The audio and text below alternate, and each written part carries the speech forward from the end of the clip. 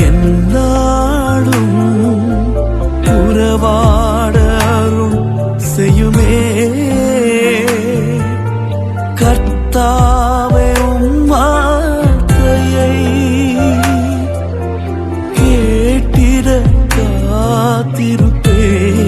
ஒரு காரியம் உங்களுக்கு என்னன்னு சொன்னா, ஒரு வசனத்தை வாசிக்கலாம். யோவான் எழுதின புஸ்தகம் 20வது அதிகாரம் 7வது வசனம். ஒரு அறிமுகமான ஒரு காரியம் தான் இது. யோவான் 20வது அதிகாரம் 7வது வசனம். சீலைகள் கிடக்கிறதையும் அவருடைய தலையில் சுற்றி இருக்கிற சீலை மற்ற சீலையுடன் வைத்துராமல் தனியே ஒரு இடத்திலே சுருட்டி வைத்திருக்கிறதையும் கண்டான். அல்லேலூயா. வேதத்தில் எழுத்தாகிலும் எழுத்தினுடைய உறுப்பாகிலும் அதோட அவ்வளோதானா மாறுவதில்லை. அப்படித்தானே? எழுத்தாகிலும் எழுத்துல உறுப்பாகிலும் மாறுவதில்லை. அப்போ மாறவே மாறாது. இப்போ தேவையில்லாமல் துணி கிடக்குதுங்கிறத போய் சுருட்டி வச்சிருக்கிறது இல்லாமல் ஒரு பிரச்சனை. புரியுதுங்களா? நான் சொல்கிறது புரியுதுங்களா? எல்லாமே கிடக்குது, அதில் என்ன சுருட்டி வச்சிருக்கிறத நம்ம முக்கியத்துவப்படுத்தியிருக்கிறத பார்க்குறோம். அப்போ இது என்னன்னு கேட்டால், இதில் வேதத்தில் அதனுடைய விளக்கம் இல்லை. ஆனால் யூதர்களுடைய ஒரு பழக்கம் ஒன்று உண்டு. அந்த பழங்கால யூதர்களுடைய ஒரு பழக்கம் என்ன என்று சொன்னால், ஒரு எஜமான் சாப்பிடும் பொழுது யாருமே அங்கே பக்கத்தில் இருக்க மாட்டாங்க. அவங்களுக்கு தேவையான உணவு வகையில் எல்லாத்தையும் வச்சுட்டு வேலைக்காரர்கள் போய் விடுவார்கள். அப்போ அந்த எஜமான் சாப்பிட்டுட்டு இருப்பார். சாப்பிட்டு முடித்தோடனே அங்கே இருக்கிற துண்டாலே தன்னுடைய கையை தொடச்சிட்டு வச்சுட்டாங்கன்னா என்ன பண்ணுறாங்க? தொடச்சிட்டு போயிட்டாருன்னா வந்து பார்ப்பான் வேலைக்காரன், தொடச்சி வச்சிருக்கிற துணியை பார்த்துட்டு சரி சாப்பிட்டுட்டாருன்னு சொல்லிட்டு போயிடுவான். ஆனால் அப்படி சாப்பிட்டுட்டு இருக்கும் பொழுது இடையில ஏதோ ஒரு காரியத்திற்காக ஒரு வெளியில் எழும்பும் பொழுது அந்த துணியை மடித்து வச்சுட்டு போயிடுவார். அப்படின்னு சொன்னால் வேலைக்காரன் புரிஞ்சுக்குவான், எஜமான் திரும்பி வந்து என்ன செய்ய போகிறாரு? சாப்பிடுவாருன்னு தெரியும். சொல்லியிருக்க ரைட்டு. என்ன புரிஞ்சுக்கிட்டாங்கிறதான் பிரச்சனை. புரியுதா இல்லையா உங்களுக்கு? அப்ப இயேசு தன்னுடைய துணியை மடிச்சு வச்சுட்டாருன்னா என்னங்க அர்த்தம்? வரப்போறாருன்னு அர்த்தம். அது மாறாது. ஆமென். அப்ப ஆண்டவர் செய்த ஒவ்வொரு செயல்களிலும் ஒரு அர்த்தம் காணப்படுகிறது. ஆகவே அந்த சேலை மடிச்சு வச்சிருந்ததுனால, அந்த துணி மடிச்சு வைத்திருந்ததுனாலே அவர் திரும்ப வரப்போகிறார். ஹல்லேலூயா. உயிர்த்தெழுந்த ஆண்டவர் திரும்ப வரப்போகிறார். ஆமென். இதை நம்ம மனசுல வச்சுக்கிட்டு இந்த நாட்களிலே நாம் தியானிக்க போகிறோம். வாசிக்கலாம். மார்க் எழுதின புஸ்தகம் 16வது அதிகாரம் 1 to 7 வசனங்கள் வரை.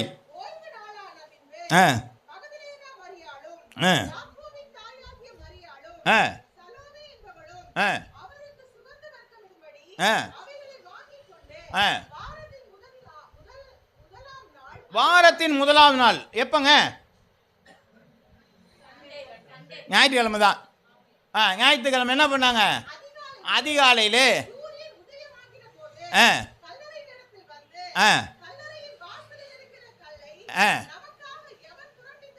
நமக்காக எவன் புரட்டி தள்ளுவான்?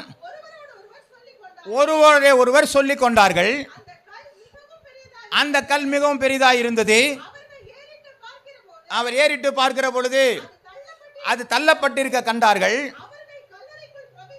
அவர்கள் கல்லறைக்குள் பிரவேசித்து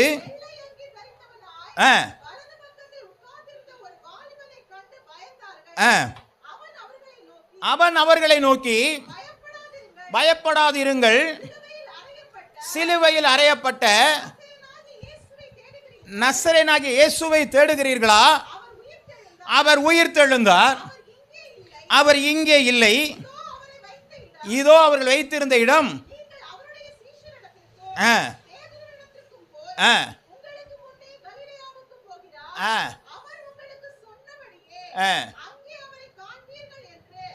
அவர்களுக்கு சொல்லுங்கள் என்றான். இது என்ன சம்பவம் சொன்னா, காலம்புற போய் அதுக்கெல்லாம் அதாவது நல்ல சென்ட் எல்லாம் போடணும்னு சொல்லி 2 சகோதரிகள் போறாங்க.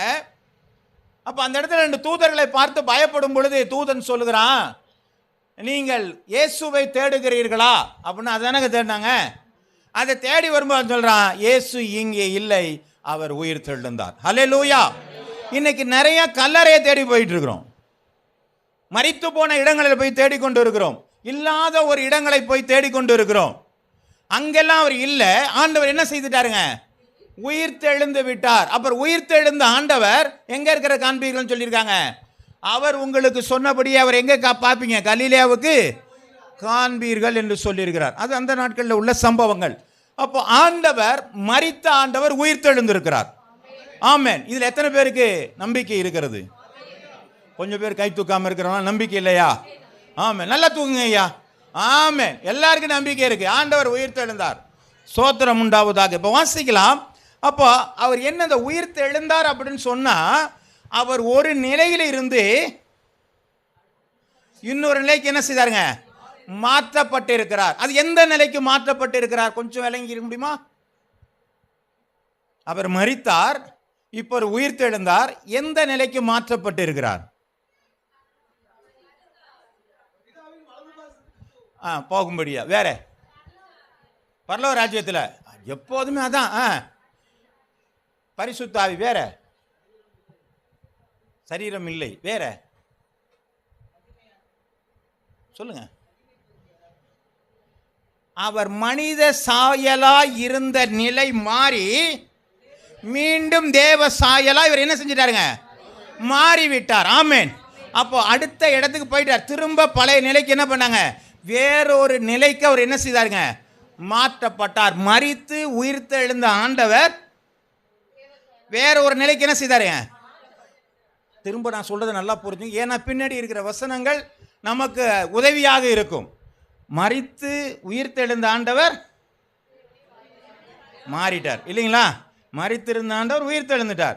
முதல்ல இருந்த அந்த நிலை மாறி வேறொரு நிலைக்கு அவர் என்ன செய்தாருங்க, மாறிவிட்டார். திரும்பி அவர் அந்த இடத்துக்கு வருவாரா? உயிர்த்தெழுந்த ஆண்டவர் திரும்ப மனுஷனா வர போறாரா? வரவே மாட்டார். அது ஒரு முறை தான் வந்ததுதான் காரியம், அதுக்கு மேலே வரமாட்டார். ஏன்னு சொன்னால் நம்முடைய பாவத்திற்காக, நம்முடைய சாபத்திற்காக மனித சாயலானார். அந்த மனித சாயலிலே நமக்காக மரித்தார், பின்பதாக உயிர்த்தெழுந்தார். அதனாலே நம்மளுடைய சாபங்கள் நீக்கப்பட்டு இனி அவர் என்ன செய்ய போறல, மரிக்க போவதில்லை. ஆமேன், ஆமேன். அப்போ நம்ம எப்படி இருக்கிறோங்க, உயிர்த்தெழுந்த நம்ம எப்படி இருக்கிறோம்? சரி வாசிக்கலாம். ரோமர் எழுதின புஸ்தகம் 6வது அதிகாரம் 8வதிலிருந்து 12வது வசனங்கள் வரை. ஆகையால் கிறிஸ்துவுடனே கூட நாம் மரித்தோமானால் அவருடனே கூட பிழைத்தும் இருப்போம் என்று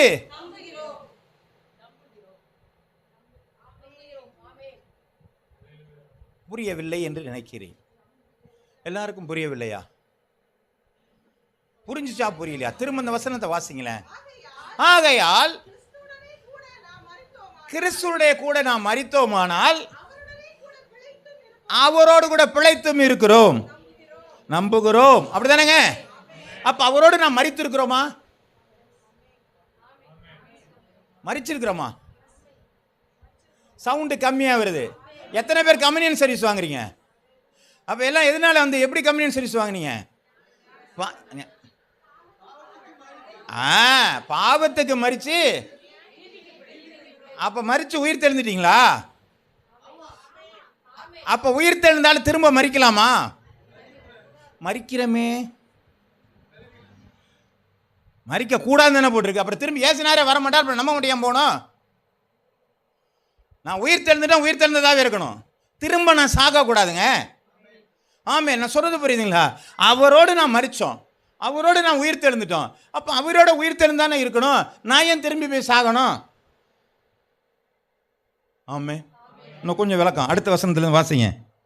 மரித்தோர்ந்து எழுந்த கிறிஸ்து, பார்த்தீங்களா? மரித்த இயேசு இனிமே என்ன செய்ய மாட்டார், அவரு மரிப்பதில்லை, மரிப்பதில்லை என்று அறிந்திருக்கிறோம். மரணம் இனி அவரை, அப்ப அவரை இனி மரணம் ஆட்கொள்ளாது. நாம திரும்பி சத்தம்னா திரும்ப மரணம் நம்மளை என்ன செய்யுங்க, ஆட்கொள்ளும். ஆமேன். அப்ப நாம உயிர்த்தெழுந்தோட உயிர்த்தெழுந்தோட ஓடி போயிடணும்.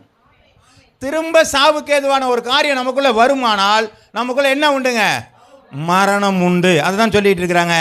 மரித்த பாவத்திற்கு ஒரு தரம் மரித்தார், அவர் பிழைத்திருக்கிறார், தேவனுக்கு என்றும் பிழைத்திருக்கிறார். மரித்தோர்ந்து எழுந்த கிறிஸ்து இனி மரிப்பதில்லை என்று அறிந்திருக்கிறோம். மரணம் இவரை ஆட்கொள்ளுவதில்லை. நம்மளையும் இனிமேல் மரணம் என்ன செய்யக்கூடாதுங்க, ஆட்கொள்ளக்கூடாது. நாம திரும்பவும் அங்க உயிரோடு இருக்கிற மாதிரி காட்டுறோம், அப்புறம் திரும்ப செத்து போயிடுறோம். புரியுதுங்களா? உயிரோட இருந்தா உயிரோட இருங்க, செத்து போன மாதிரி இருக்கணும். இதையும் அது என்ன செய்யக்கூடாது, கலக்கக்கூடாது. வாசிக்கலாம், தொடர்ந்து வாசிங்க. ஆமா. அப்ப ஞான ஸ்நானத்தில் மரித்தது பாவத்துக்கு நான் மன்னிச்சிட்டேன். அப்ப திரும்ப நான் ஆண்டவருக்குன்னு உயிர் தெழுந்துட்டேன். நான் திரும்ப பாவத்தில் மரித்தேனே, ஆனால் என்னுடைய நிலை எப்படி இருக்குங்க? ரொம்ப கேவலமா இருக்கும். ஆமே, நான் சொல்றது தெரியுதுங்களா? அப்ப மரிச்சிருக்கிற ஆளு நான் திரும்பவும் நான் என்ன பண்ணக்கூடாதுங்க, உயிர் தெழுந்தாலே திரும்ப மரணத்திற்குள் போகக்கூடாது. நான் பாவத்திற்கு மரித்திருக்கிறேன், நான் நீதிக்கென்று தேவனுக்கென்று நான் பிழைத்திருக்கிறேன். நான் இனி ஒரு முறை பாவத்திலே மரிப்பது நான் பரிதபிக்கக்கூடிய நிலையில இருக்கிறேன். அல்லேலூயா. வாசிங்கம்மா தொடர்ந்து. அப்படியே நீங்களும் பாவத்திற்கு மரித்தவர்களாகவும் நம்முடைய கர்த்தராகிய இயேசுவுக்குள் தேவன் என்று பிழைத்தவர்களாயும் எண்ணிக்கொள்ளுங்கள். இப்போ நான் சொன்னதெல்லாம் இதுதான் சொல்லிட்டு இருக்கிறாங்க. நீங்கள் எதில் மரிச்சிங்களோ, எதில் உயிர் தெழுந்தீங்களோ நீங்கள் எண்ணிக்கொள்ளுங்கள். நீங்கள் திரும்ப மரிச்சிடக்கூடாது, திரும்ப சாகக்கூடாது. அதை தான் ஆண்டவர் திரும்ப திரும்ப சொல்லியிருக்கிறாரு. ஐயா, நான் உனக்காக நான் பரிசுத்த ஆவியை அனுப்பியிருக்கிறேன். அவர் உனக்கு நீதியை குறித்தும் நியாயத்தை குறித்தும் நியாய தீர்ப்பை குறித்தும் கண்டித்து உணர்த்துகிறார். நீ ஒரு நாள் திரும்ப மரிக்கக்கூடாதுப்பாங்கிறதா நம்மேல் மிகவும் அக்கறை உள்ளவர்களாக இருக்கிறோம். ஆனால் அந்த பரிசுத்த ஆவியை பற்றி நம்ம கவலையே படுறதில்லை. அதனால தான் நம்ம சாகிறோம். பரிசுத்த ஆவி என்னை ஆட்கொண்டாரே ஆனால், பரிசுத்த ஆவி என்னை நடத்துவாரே ஆனால், நான் இனி பாவத்திற்குள்ளாக நான் போக மாட்டேன். திரும்ப மீண்டும் என்னுடைய மரணம் எனக்குள்ளாக வராது. அல்லேலூயா. அப்போ அதை பற்றி நான் கவலையே படலை. வந்தோமா, ஆராதிச்சோமா, ஜெபம் பண்ணோமா, எஸ் ஓகே முடிஞ்சு போச்சு, போயிட்டோம் இருக்கிறோன்னு சொன்னேன்னா நான் மரிப்பது எளிதான காரியம். ஆனால் உயிர் தெழுந்த நான் இனி மரிக்கக்கூடாது. ஆமே, கர்த்தருடைய நாமம் மகிமைப்படுது. ஆகையால் நீங்கள் சரீர இச்சைகளின்படி பாவத்திற்கு கீழ்ப்படியத்தக்கதாக சாவுக்கு ஏதுவான உங்கள் சரீரத்தில் பாவம் ஆளாதிருப்பதாக. அல்லேலூயா. இப்போ இந்த வசனம் முழுமையாக உங்களுக்கு புரியுதுங்களா? நான் மரிச்சிட்டு உயிர் தெழுந்துட்டேங்க, இனி எனக்குள்ளே பாவம் ஆளாதிருப்பதாக. அந்த பாவம் ஆளாதபடிக்கு தான் ஆண்டவர் சொல்கிறார், உனக்கு ஆவியானவரை தருகிறேன்னு சொல்றார். அந்த ஆவியானவர் தான் எனக்கு என்ன கொடுக்கிறாருங்க? கனிகளை கொடுக்கிறார். ஆமென். என்னை உயிர் உள்ளவனாக நீங்கள் அதிக கனிகளை கொடுப்பீர்களான சீசர்கள் என்று எண்ணப்படுவீர்கள். அப்போ நான் உயிரோடு இருக்கனா அப்படின்னு காண்பிக்கிறதற்காக நான் என்ன செய்யணுங்க? கனிகளை கொடுக்க வேண்டும். ஆமென். அல்லேலூயா. கர்த்தருடைய நாமம் மகிமைப்படுவதாக. நான் உயிர் தெழுந்துட்டேன்பா. அப்படியா? அப்படின்னா வந்துட்டு என்ன இருக்கணும்? நல்ல ஈவுகள் வர வேண்டும், என்னிடத்திலிருந்து நல்ல கனிகள் வர வேண்டும். இதை தான் எதிர்பார்க்குறாங்க. அப்போ தான் என்ன பார்ப்பாங்க? இப்படி எப்படா நல்லவனாக இருக்கிறான், இவங்கெல்லாம் ஆண்டவருடைய பிள்ளைகள், அதனால அப்படி நல்லவர்களாக இருக்கிறாங்க. ஏன்னு கேட்டால் அவரோடு பாவத்துக்கு மரித்து அவரோடு கூட எழுந்தும் இருக்கிறார்கள். அவர்களுக்கு இனி பாவம் இல்லை, பாவம் அவங்களை ஆளுகை செய்யலை. அதனால அவங்கள்ட்ட இருக்கிற ஈல்டு பூரா எப்படி இருக்குங்க? கனிகளாகத்தான் இருக்கும். அந்த கனிகள் மற்றவர்களை என்ன பண்ணியிருக்காங்க? ஆசீர்வாதமாக இருக்கும், மற்றவர்களுக்கு உபயோகமாக இருக்கும். இதைத்தான் இந்த வேதம் சொல்லி கொண்டிருக்கிறது. ஆமென்.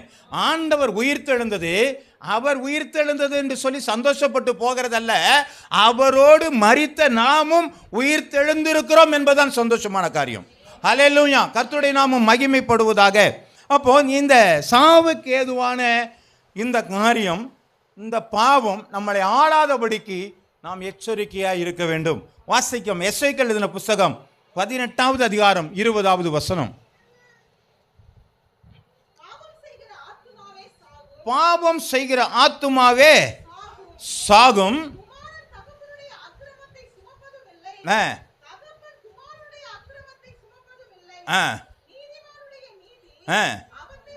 அவன் மேல் தான் இருக்கும், துன்மார்க்குடைய துன்மார்க்கமும் அவன் மேல் தான் இருக்கும். இன்னொரு இடத்துல கூட நம்முடைய வேதத்தில் சொல்லப்பட்டிருக்க இடம் மறந்துட்டேன். ஆசாரியன்ட்ட போய் கேட்குறாங்க, ஐயா ஒரு பரிசுத்தம் உள்ள ஒன்று இன்னொன்று மேல் விழுகும் பொழுது பரிசுத்தம் ஆகுமா அப்படின்னு கேட்குறாங்க. ஒரு பொருள், ஒரு பரிசுத்தம் உள்ள பொருள் இன்னொன்று மேலே விழுந்தா அது பரிசுத்தம் ஆகுமா அப்படின்னு கேட்குறாங்க. ஆகாது. ஒரு பரிசுத்தம் இன்னொன்று மேலே விழுந்தா பரிசுத்தம் ஆகாது. அதே சமயம் ஒரு தீட்டான பொருள் எது மேலே விழுந்தா அது தீட்டாகுமா அப்படின்னா அது எது மேலெல்லாம் விழுவுதோ அதெல்லாம் தீட்டாகும். ஆமே. கர்த்தருடைய நாமம் மகிமைப்படுவதாக. அதனால நான் வீட்டுக்கு ஒரு ஆள் மட்டும் சர்ச்சுக்கு வந்தால் போதும், அப்படியே எங்கள் வீட்டுக்கு பின்னாடி பிள்ளைக்கும் குட்டிக்கும் எல்லாத்துக்கும் என்ன பண்ணிவிடுங்க, வரவே வராது. ஆமே, அவங்க ஆத்மாவுக்கு தான் அவங்கவுங்க பார்த்துறவங்க. நான் ரட்சிக்கப்பட்டிருக்கிறேன், அதனால என் குடும்பம் முழுவதும் என்ன இருக்குங்க, அப்படியே கொண்டு வந்து கொடுத்துக்கிட்டே இருப்போம். அதெல்லாம் கிடையாது. அதனால தான் இந்த வசனம் சொல்லுகிறது, குமாரனுடைய தகப்பனுடைய அக்கிரமத்தை சுமப்பது கிடையாது, குமாரனுடைய அக்கிரமத்தையும் தகப்பன் குமாரனுடைய அக்கிரமத்தையும் சுமப்பதில்லை. நீதிமான் நீதி அவன் மேல் தான் இருக்கும், துன்மார்க்கம் அவன் மேலே தான் இருக்கும். அவங்கவுங்க ஆத்மாவுக்கும் அவங்கவுங்க பொறுப்பாளியாக இருக்கிறாங்க. இல்லைங்க, நான் மட்டும் வந்துட்டாங்க இன்னைக்கு வீட்டுக்கு ஒரு அட்டன்ஸ் எல்லாம் இங்கே தேவையே கிடையாது. அவங்கவுங்க ஆத்மாவுக்கு அவங்க பொழைச்சிக்கிறீங்களா, அதுதான் வரும், அதுக்கு தான் சபை. அதுதான் ஆண்டவர் விரும்புகிற ஒரு காரியம். நானும் என் வீட்டாருமோ என்றால் கர்த்தரே சேவிப்போம், அப்படித்தானே போட்டிருக்குங்க. மனைவி தன் வீட்டோரங்கள் கனி தருகிற திராட்சை கர்த்தருக்கு பயந்து நடக்கிற விதமாய் பிள்ளைகள் ஒளிவு மர கன்றுகளை போல. அப்போ அதுதானங்க ஒரு குடும்பத்தினுடைய ஆசீர்வாதத்தை சொல்லியிருக்கிறாங்க. அப்போ எல்லாரும் ஒன்று கூடி செய்கிற ஒரு காரியம் தான் ஒரு ஆசீர்வாதம். நான் மட்டும் வந்துட்டேன், என் மனைவி ஆசீர்வாதமாக இருப்பாங்க, என் பிள்ளை அதெல்லாம் ஒன்றும் கிடையாதுங்க. அவங்கவுங்க ஆத்மாவுக்கு அவங்கவுங்க தாங்க பொறுப்பாளி. ஆமே, அப்போ இதை நம்ம முதல்ல புரிஞ்சிருக்கணும். ஆமே, என் மனைவி ரட்சிக்கப்படலையா, மனைவி ரட்சிக்கப்பட வைங்க. என் கணவர் ரட்சிக்கப்படலையா, ரட்சிக்கப்படத்து வைங்க.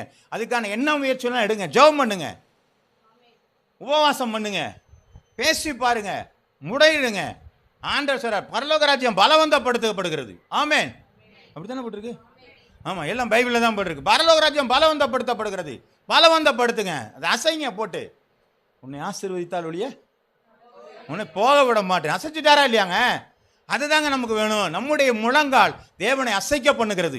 உங்கள் குடும்பம் முழுவதும் ரட்சிக்க இருக்கும். தனிப்பட்ட ஒரு ஆள் ரட்சிப்பு ஆண்டவருக்கு அப்படிப்பட்ட காரியத்தை எதிர்பார்க்கல. அதனால தகப்பனுடைய காரியத்தை குமாரனோ, குமாரனுடைய காரியத்தை தகப்பனோ ஏற்றுக்கொள்ள முடியாது.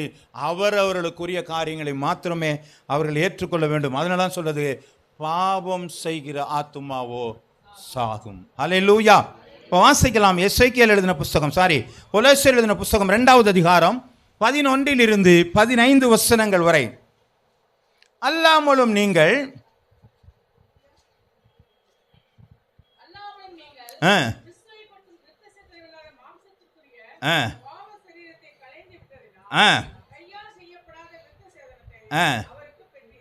இப்ப என்ன சொல்லப்பட்டிருக்கு இந்த இடத்துல பார்க்குறாங்க, வாசிங்க திரும்ப.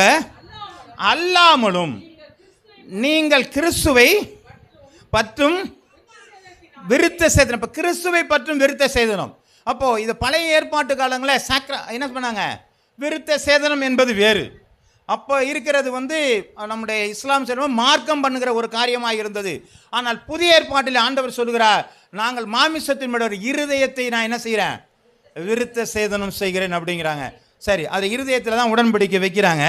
இப்போ என்ன சொன்ன, விருத்த சேதனத்தினாலே மாமிசத்திற்குரிய பாவ சரீரத்தை கலைந்து விட்டதினால் கையால் செய்யப்படாத விருத்த சேதனத்தை.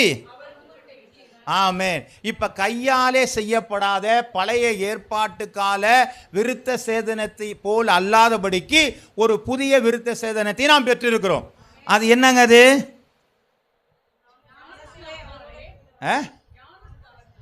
இல்ல, அதெல்லாம் கிடையாது. எதுனாலங்க சொல்றேன், மாமிசத்திற்குரிய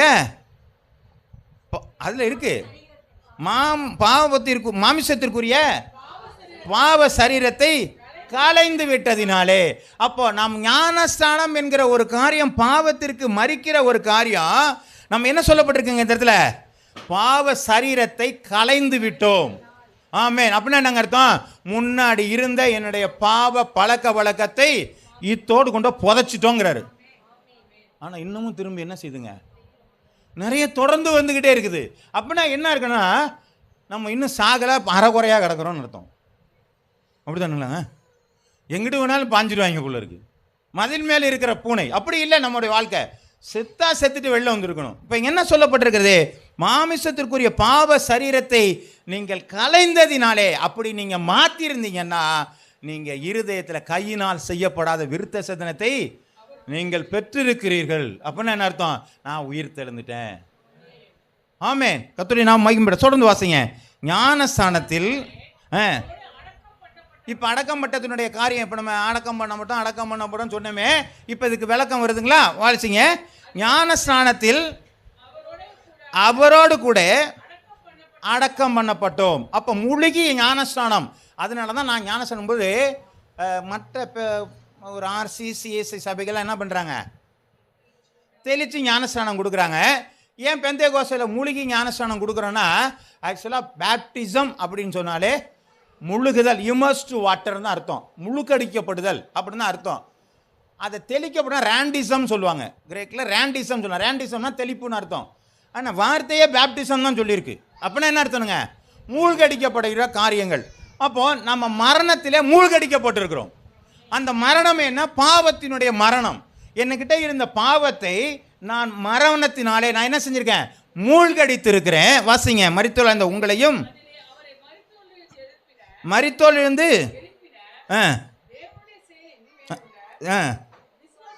விசுவாசத்தினாலே அவரோடு கூட எழுந்தவர்களாயும் இருக்கிறீர்கள். அப்போ என்ன பாருங்க, அப்போ ஞானஸ்நானங்கிறது தான் நம்மளை மறித்து திரும்ப நம்மளை என்ன பண்ணியிருக்கேன், உயிரோட எழுப்பிருச்சு அப்படின்னு பார்க்குறோம். சரி, ரைட்டு. அப்புறம் உங்கள் பாவங்களையும் மாமிச விருத்த சேதனம் இன்மையாயும் மரித்தவர்களாயிருந்த உங்களையும் அவரோட உயிர்ப்பித்து அக்கிரமங்கள் எல்லாவற்றையும் உங்களுக்கு மன்னித்து. அப்போ என்ன பண்ணிட்டாங்க, நான் எப்போ ஞானஸ்நானம்னு எடுத்து தண்ணிக்குள்ளே போய் மூழ்கி எந்திரிக்கிறனோ அப்போ என்னுடைய பாவங்கள்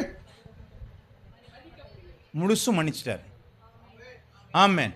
அப்போ திரும்ப நம்ம ரெடியாக ஆகிட்டோம்னா என்ன அர்த்தங்க, அடுத்த ஆடு ரெடின்னு அர்த்தம். நம்ம திரும்ப என்ன பண்ணணும், பாவத்துக்கு ரெடி ஆகிட்டோன்னு அர்த்தம். ஆடு ரெடியாக இருக்குது, நம்ம திரும்ப போய் என்ன பண்ணுவோம், ஆண்டவர்கிட்ட ஒப்புராயிரும். ஒருத்தன் மறிச்சா திரும்பி ஒரு வாட்டி தான் உயிர் தள்ள முடியும், திரும்ப திரும்ப சாகாதீங்க. ஆமென். வாசிங்க. நமக்கு எதிரடையாகவும் கட்டைகளால் நமக்கு விரோதமாகவும் இருந்த கையெழுத்தை குலைத்து அது நடுவில் இராதபடிக்கு எடுத்து சிலுவையில் மேல் ஆணி அடித்து துரைத்தனங்களையும் அதிகாரங்களையும் உரித்து கொண்டு வெளியரங்கமான கோலமாக்கி அவைகள் மேல் சிலுவையிலே வெற்றி சிறந்தார். ஆமென். இப்போ இயேசு சிலுவையில் வந்து உயிர்த்து எழுந்தார்னா அதுக்குள்ள எவ்வளவு காரியங்கள் இருந்திருக்கிறது. ஆமென்.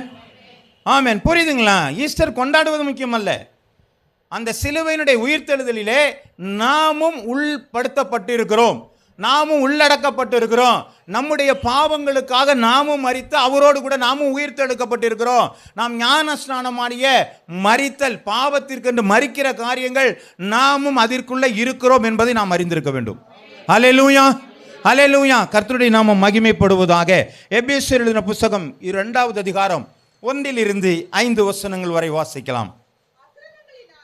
அக்கிரமங்களினாலும் பாவங்களினாலும் மரித்தவர்களாயிருந்த உங்களை, இப்போ பாருங்க, இப்போ இந்த மரணம் என்ன சொல்லுதுங்க,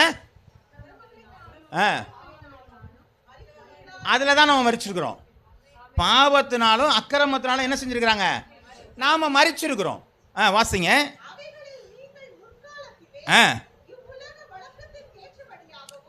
ஏற்றபடியாகவும்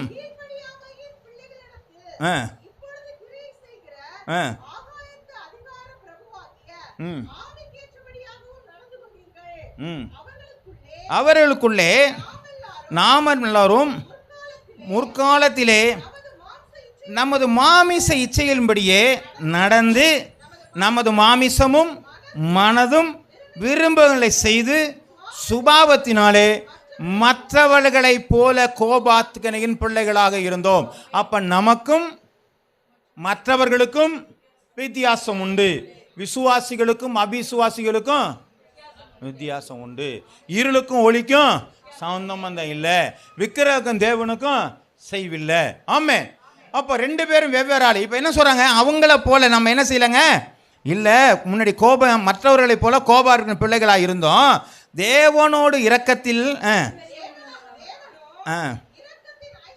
இரக்கத்தில் ஐஸ்வர்யமுள்ளவனாய் நம்மில் அன்பு கூர்ந்து தம்முடைய மிகுந்த அன்பினாலே யோவான் 3:16 சொல்லுகிறது, தன் ஒரே பேரான குமாரனை விசுவாசிக்கிறன் எவனோ அவன் கெட்டு போகாமல் நித்திய ஜீவனை அடையும்படிக்கு அவரை தந்தருளி இவ்வளவாய் அவர் அன்பு கூர்ந்து தம்முடைய மிகுந்த அன்பினாலே அக்கிரமங்கள் மரித்துளாய் இருந்த நம்மை கிறிஸ்துவுடனே கூட உயிர்ப்பித்தார். கிருபையினாலே. ஆமென். கிருபையினால ரட்சிக்கப்பட்டிருக்கும். ஏதோ நானா பார்த்து ரட்சிக்கப்பட்டு நானா பார்த்து தேவனை சும்மா கிடக்கிறாரு போல இருக்கு இயேசுநாதர். ஆண்டவரே என்னை மாற்றுங்கன்னு சொல்லி அவர்கிட்ட போய் என்ன பண்ண முடியாது. நான் இப்போ என்னை ரட்சிங்க அப்படின்னு சொல்லிலாம் கேட்கல. அவர் தான் நம்மளை பார்த்து கிருபையாக போகிறான் இவனுக்கு விடுதலை கொடுக்கறதுக்கு ஆள் இல்லைன்னு சொல்லி நம்மளை என்ன பண்ணியிருக்கிறாருங்க, நம்மளை ரட்சித்திருக்கிறார். நம்ம பண்ண அயோக்கியத்தனத்துக்கெல்லாம் நம்ம என்ன பண்ண முடியாதுங்க, ரட்சிக்கப்படவே. நீங்கள் வேணால் நல்லவங்களா இருக்கலாம், நான் அப்படி இல்லைங்க. இந்த இடத்துல நிற்கிறதுக்கு காரணமே தேவனுடைய கிருபை தான். ஏனென்று சொன்னால் என்னுடைய முன்னான காரியங்களை மாற்றி சொல்றது புரியுதுங்களா, கிழக்குக்கும் மேற்குக்கும் எவ்வளவு தூரமோ அவ்வளவு தூரத்தில் கொண்டு வந்து இன்னைக்கு கிருபையா இந்த வார்த்தையை கொடுக்க வச்சிருக்கிறனாலே அதுவே தேவனுடைய கிருபை. ஹல்லேலூயா, ஹல்லேலூயா. அதுதாங்க தேவை நமக்கு. நான் பாவத்துக்கு மரிக்கணும். ஒருவேளை அப்படியாக இதில் வேதத்தில் சொல்லப்பட்டபடி இருந்தாலும் ஒருவேளை அந்த நினைவுகள் வருமானால் ஆண்ட பரிசுத்த ஆவியானவர் நமக்கு என்ன செய்யற ஞாபகப்படுத்துவாரானால் கப்பு சிப்புன்னு மாறி ஓடி போயிடணும். ஆனாலும் என்ன பண்ணுறாங்க, திரும்பவும் ஒரு பண்ணா ஆண்டவரை நீங்கள் மறுபடியும் சிலுவையில் அடிக்கிறவர்களாக இருக்கிறீர்கள். ஆமென். போதுங்க, அவர் ஒரு அடி பட்ட பாடே போதும். திரும்ப திரும்ப அவர் என்ன செய்ய மாட்டீங்க, அடிக்காதீங்க அப்படின்னு சொல்லி வேதம் சொல்கிறதை வாசிக்கிறோம். ரோமர் எழுதின புஸ்தகம் 6வது அதிகாரம் 13வது வசனம், நீங்கள் உங்கள் அவயவங்களை அநீதியின் ஆயுதங்களாக ஒப்பு கொடுக்காமல் உங்களை மருத்துவரில் இருந்து பிழைத்திருக்கிறவர்களாக தேவனுக்கு ஒப்பு கொடுத்து உங்களை அவயவங்களை நீதிக்குரிய ஆயுதங்களாக தேவனுக்கு ஒப்பு கொடுக்குங்க. அப்போ நம்முடைய ஆயுதம் எதுங்க? சரீரத்தில் என்னென்ன ஆயுதம் இருக்கு? அவயவங்கள் என்னென்ன அவயவம் இருக்கு? கண்ணு, வாய் அதிகமாக இருக்குன்னு சொல்லுங்க.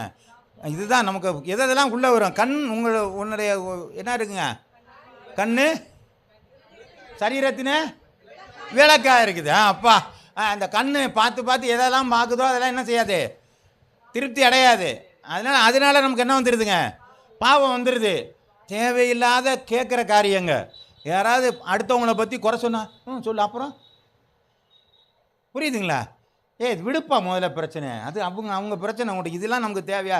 நீ நல்லா இருக்கியா, நான் நல்லா இருக்கேன், நம்ம 2 பேரும் பற்றி பேசுவோம். ஏன் அவங்கள பற்றி பேசுகிற? கேட்கக்கூடாது. ஆமாம், அப்புறம் என்னாச்சு, அவங்க என்னாச்சு, இதெல்லாம் என்ன செய்யாதீங்க. உள்ளே வந்துருச்சுன்னா தப்பு. தேவையில்லாத வார்த்தையை பேசக்கூடாது. அப்படி தானே இருங்க. கெட்ட வார்த்தை உன் வாயில் ஒன்றும். ஆமாம், உலக பிரகாரமான கெட்ட வார்த்தை. நீ நாசமாக போகிறங்கிறதே கெட்ட வார்த்தை தான். உன் நண்பன் உன் சகோதரனை பார்த்து நாயங்கிறதான் அதுக்கு தண்டனை உண்டுன்னு போட்டிருக்காங்க. போட்டிருக்கு. அப்போ சகோதரனை பார்த்து நாயன்னு சொன்னால் கூட என்ன பண்ணுங்க, நமக்கு பாவம்னு சொல்லியிருக்கு. அதனால் அந்த வாயையும் என்ன பண்ணுங்க.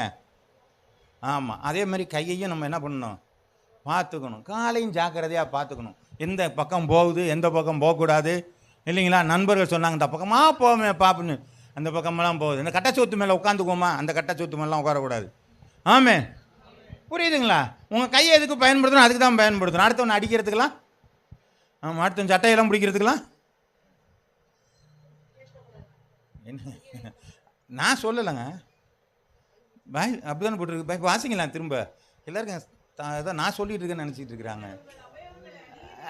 நீங்கள் உங்கள் அவயவங்களை அநீதங்கள் ஆயுதங்களாக பாவத்திற்கு ஒப்புக்கொடாம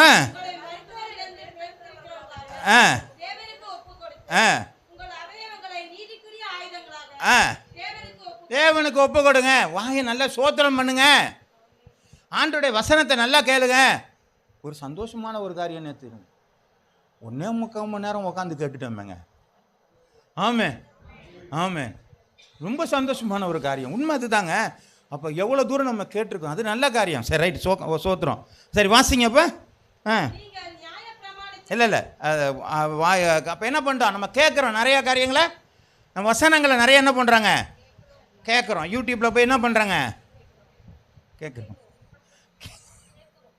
கேட்குறோமா கேட்கலாமா, கேட்குறோம். கேட்டிங்கன்னா சந்தோஷம். கேட்கணும். வசனங்களை நிறையா கேளுங்க. அடுத்தவனை பற்றி பேசுனதெல்லாம் கேட்க வேண்டாம். நல்ல வசனங்கள் சொன்னாங்கன்னா கேளுங்க. நல்ல ஆட்கள் சொன்ன பிரசங்கம் பண்ணால் கேளுங்க. கண்டப்படதெல்லாம் நிறையா இருக்குது, குப்பையெல்லாம் இருக்குது, அதெல்லாம் கேட்காதீங்க. நல்ல ஆரோக்கியமான வசனங்கள், நீ நல்லா இருப்ப, ஆசீர்வாதமாக இருப்ப, அதெல்லாம் நமக்கு தேவையில்லை. நல்ல டீச்சிங்காக இருந்தால் நல்லா கேளுங்க. அதுதான் நமக்கு நல்ல ஆசீர்வாதமான காரியம். அப்படி நல்ல காரியங்களை காது கொடுத்து நல்லா கேட்கணும். நல்ல காரியங்களை பார்க்கணும், நல்ல காரியங்களை பேசணும். ஆண்டவருக்கு அடுத்த நல்லவங்களுக்காக ஆசீர்வாதம் ஒன்று நல்ல கைகளை பயன்படுத்தணும். அடுத்தவங்களுக்காக உதவி செய்கிற கால் ஓடணும். ஆமாம். இப்படி அவங்களை நீதிக்காக பயன்படுத்துகிறோமா?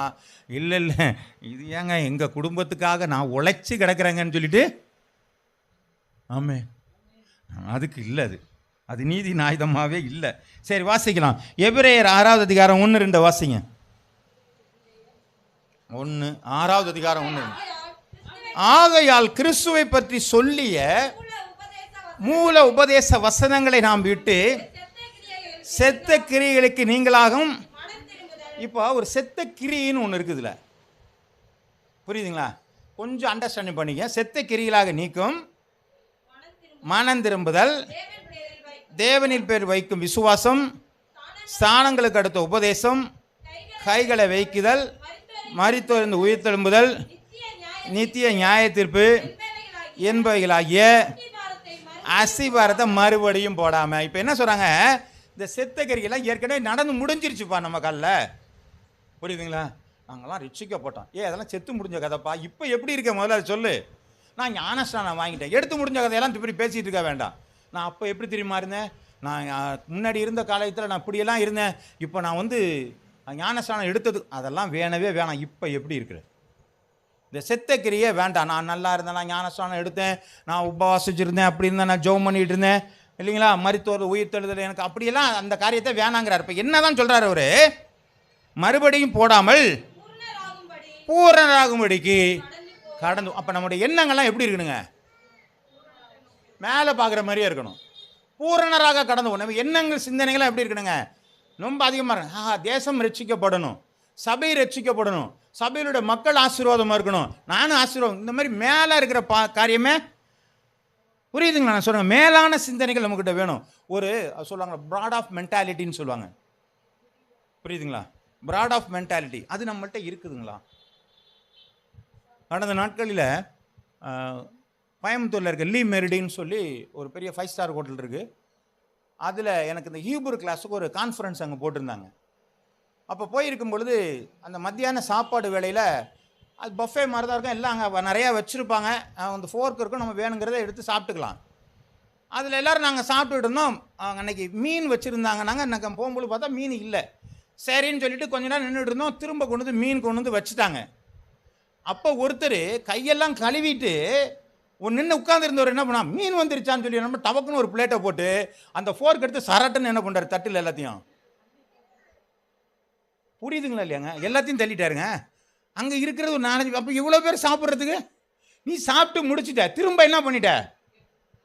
ஒரு பெருந்தன்மை இல்லை. அதுதான் என்ன சொல்லுவாங்க, டேபிள் மேனஸ்ன்னு சொல்லுவாங்க. புரியுதுங்களா? சாப்பாடுல டேபிள் மேனஸ் வேணும்னு சொல்லுவாங்க. இப்போ நம்ம மேனஸ் இல்லாமல் நிறையா காரியங்கள் பண்ணிகிட்டு இருக்காங்க. அற்பமான காரியங்கள் நிறையா பண்ணிகிட்டு இருக்கிறோம். நம்ம கொஞ்சம் யோசிக்கணும். மேலான சிந்தனை, ஒரு ப்ராட் ஆஃப் மென்டாலிட்டி நமக்குள்ளே இருக்கணும். அதுதான் ஒரு ரட்சிக்கப்பட்ட மனிதனுக்குள்ள நல்ல அடையாளங்களாக இருக்கிறது. எல்லாரும் நல்லா இருக்காங்களா, எல்லாரும் சந்தோஷமாக இருக்கிறாங்களா அப்படிங்கிற ஒரு அனுபவம். அந்த மாதிரி நம்முடைய வாழ்க்கை அமையுமானால் அது ஆசீர்வாதம். கடைசியில் பார்த்தா செஞ்சு ரொம்ப சாதாரண ஆறில் ஒரு நிறையா நல்ல பிரசங்கம் பண்ணக்கூடிய ஆள் தான். புரியுதுங்களா? ஆனால் அதுலேயும் எப்படி இருக்குதுங்க, அது ஏன்டா அடுத்தவனுக்கு வறுமை இல்லை, அப்படியே சரட்டுன்னு எல்லாத்தையும் இழுத்துட்டார் அவர். இப்போ அந்த மாதிரிலாம் நம்முடைய வாழ்க்கை இருக்கக்கூடாதுங்க. உயர்ந்த எண்ணங்கள், எல்லாரும் நல்லா இருக்கணும். அந்த எண்ணம் என்னைக்கு நமக்கு வருதோ அப்போ நம்ம ஆண்டவருடைய எண்ணங்கள் வரணும். என்னைக்காவது ஆண்டவர் கிறிஸ்தவம் மட்டும்தான் ரட்சிக்கப்படணும் வந்தாரா? என்ன சொன்னார் அவர் ஆண்டவர்? எல்லாரும் ரட்சிக்கப்படவும் தேவனை அறிகிற அறிவேடையும் தேவன் சுத்தம் உள்ளவராக இருக்கிறார். தன்னை யாரெல்லாம் விசுவாசிக்கிறான் ஒருத்தனும் கெட்டு போங்கிறது தான் அவருடைய காரியமாக இருந்தது. அந்த எண்ணம் நமக்குள்ளாக வரணும். இவன் வரமாட்டான், இவன் போக மாட்டான் செய்யும், அந்த எண்ணங்களை நமக்குள்ள என்ன செய்யாதுங்க, வராத இடுபடிக்கு இருக்கிறது நல்லது. சரி, சோத்திரம் உண்டாவதாக. அப்போ நம்ம என்ன பண்ணால் பூரணராக கடந்து போகணும். அப்போ பூரணம்னா எப்படிங்க? அப்போ அந்த உயிர்ப்பிக்கிற அனுபவம், நம்ம மரித்து உயிர் தெழுந்துட்டோம்னா நம்ம அனுபவம் எப்படி இருக்கணும்னா தேவனை போல அடுத்த நிலைக்கு போயிடணும். ஆமென். நான் சொல்றது புரியுங்களா? உயிர்த்தெழுந்த அனுபவத்துக்கு போயிடணும். நம்மளும் இந்த பாவத்தில் எல்லாத்தையும் விட்டாச்சுல, இனி உயிர்த்தெழுந்த அனுபவம் பூரணமாக்கப்பட்ட நிலை. அப்போ நமக்குள்ள மாற்றங்கள் இருக்கணும். ஒருவன் கிறிஸ்துவுக்குள் இருந்தால் புது சிருஷ்டி ஆகிட்டான் இல்லையாங்க, மாறிட்டான் இல்லையாங்க. பாவத்துக்கு மரித்து நீதிக்கென்று வந்தாச்சு, அவள் புது சிருஷ்டியாக இருக்கிறான். அப்போ பழைய காரியங்கள் நம்மள்கிட்ட இருக்கா இல்லையாங்க? அதை ஒழிப்பதற்கான முயற்சியில் எடுத்தால் தான் நம்ம வளரவே முடியும். அடுத்த நிலைக்கு போகணும்னா இதை முதல்ல ஒழிச்சாகணும்.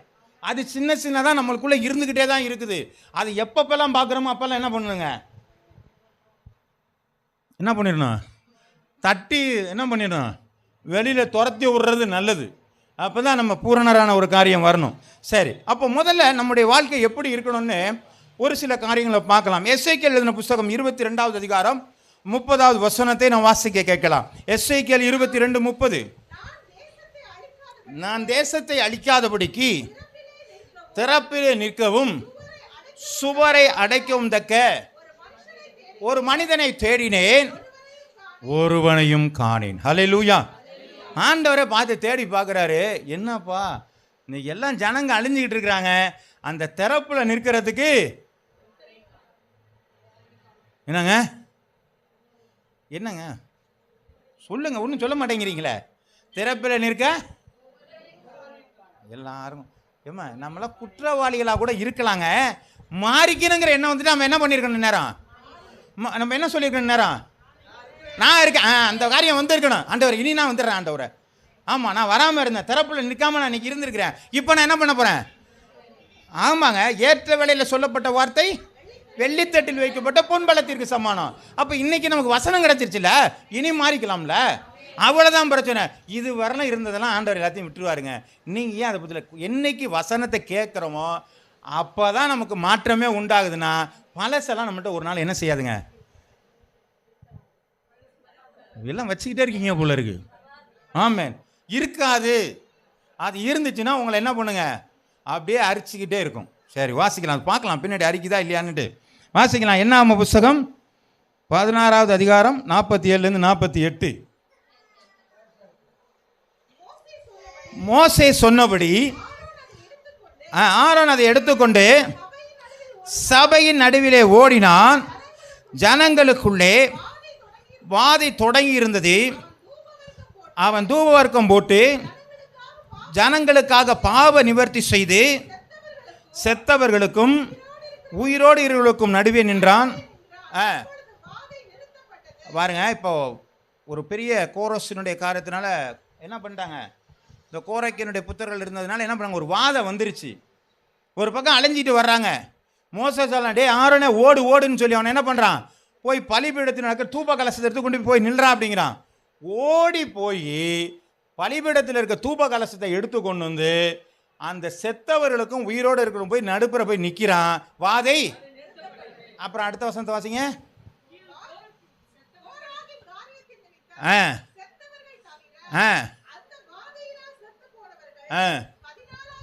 14,700 பேர். இவன் போய் வரதுல எத்தனை பேர் செஞ்சுட்டாங்க, 14,700 பேர் செத்து போயிட்டாங்க.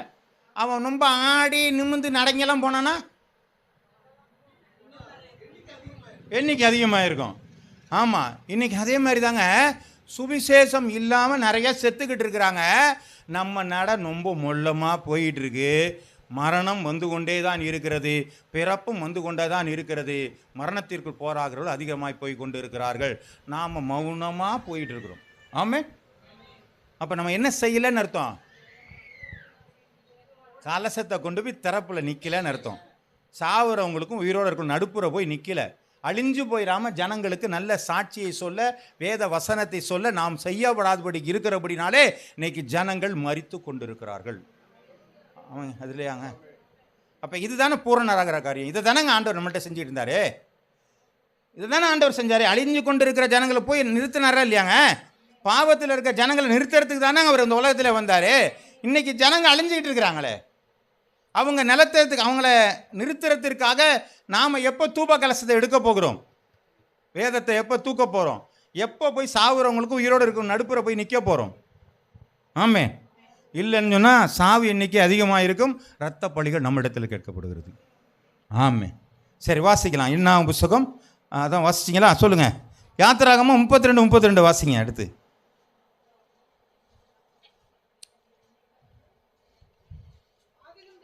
ஆ, என் பாவத்தை மன்னித்தருளும். ஆ, மன்னித்தருளினால் மன்னித்தருளும், இல்லாவிட்டால் நீர் எழுதின உம்முடைய புஸ்தகத்தில் இருந்து என் பேரை. இப்போ என்ன சொல்கிறாரு? ஆண்டவரை இருங்குளூரை ரட்சிங்க. ஆமென். ஆமாம், இருங்குளூரில் இருக்கவங்களெல்லாம் என்ன செய்யுங்க? ரட்சிங்க. அவங்களை ரட்சிக்கலாம். நானும் என்ன செய்யலை? பரலோகத்துக்கு நானும் வரல. சொல்லுவோமாங்க? சொல்ல மாட்டோம். அதான் அமைதியாக இருந்துட்டோமே. மௌனம் சமூகத்துக்கு அது. நான் போக மாட்டேன் அப்படிலாம் இல்லை ஆண்டவரை, நான் ஒருத்த நாள் வந்து சேர்ந்துடுறேன். இதுதான் நம்ம நிலைமை. ஆனால் இவர் என்ன சொல்கிறாங்க? என் ஜனங்களை என்கிட்ட தானே கொடுத்த, நான் நல்ல தலைவனாக இருந்தேன், இவங்களை கொண்டு போய் கானான் தேசத்துக்கு தானே கொண்டு போனேன். இப்படி பாதி வெளியில் எல்லாத்தையும் சாக அடிச்சுட்டு வந்திருந்தீங்கன்னா, இவங்க நாசமாக போயிட்டு இருந்தாருன்னா எனக்கு எதுக்கு இந்த தலைமை பொறுப்பு? எனக்கு எதுக்கு அந்த உரிமையான காரியம்? எனக்கு எதுக்கு அந்த அதிகாரம் கொடுத்துருக்குற? இதனால என் பேர் என்ன செய்யுங்க? இந்த ஆட்டத்துக்கு நான் வரல. சொல்கிறது புரியுதுங்களா? அறியாங்க, மற்றவர்களுக்கு இல்லாத அதிகாரத்தை உங்களுக்கும் எனக்கும் ஆண்டவர் கொடுத்திருக்கிறார். யோவான் எழுதின புஸ்தகம் 1ஆவது அதிகாரம் 12ஆவது வசனம்.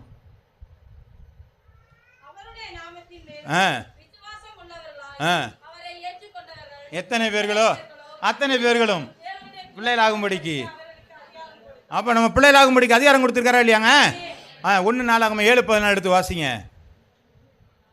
என் நாமம் தரிக்கப்பட்ட என் ஜனங்கள் தங்களை தாழ்த்தி ஜெபம் பண்ணி தங்கள் பொல்லாத வெளிகளை விட்டு திரும்பி என் முகத்தை தேடி.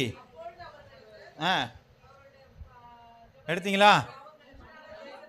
7:14.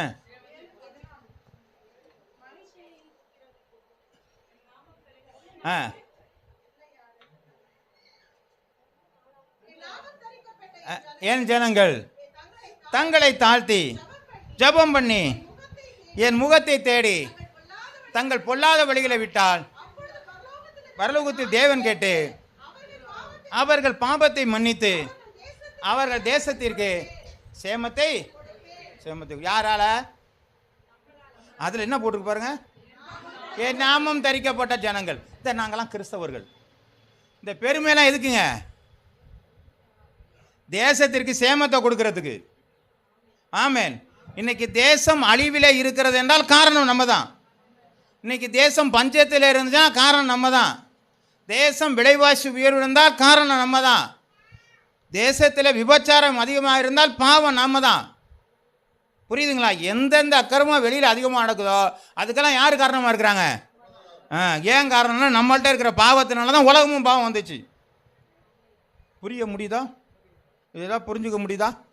இதுக்கு ஏதாவது ஒத்த வசனத்தை உங்களால் சொல்ல முடியுமா?